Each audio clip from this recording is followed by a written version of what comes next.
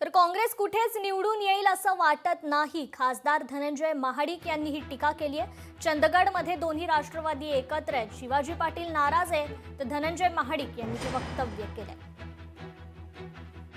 13च्या 13 नगरपालिका पंचायतीमध्ये महायुतीचेच नगराध्यक्ष होतील आणि महायुतीचीच मेजॉरिटी असेल। काँग्रेसचे कुठं निवडून येतील असं मला वाटत नाही। अगदी नगण्य निवडून येण्याचं काही कारणही नाही, कारण अनेक वर्ष ते सत्तेमध्ये होते। फारसं काही त्यांच्याकडून उठावदार काम किंवा सकारात्मक कामं, विकासात्मक कामं झालेली नाहीत आणि लोक सध्या पाहतात की सरकार कोणाचं आहे।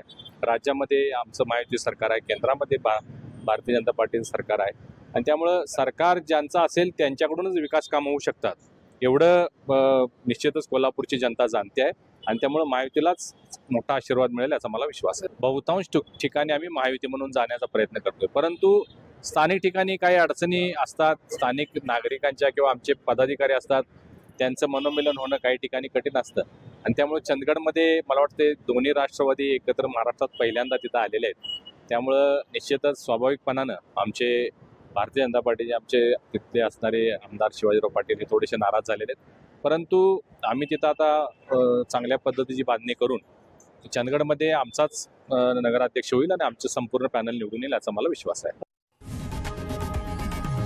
लोकशाही मराठी ऐका, पहा, जागरूक रहा।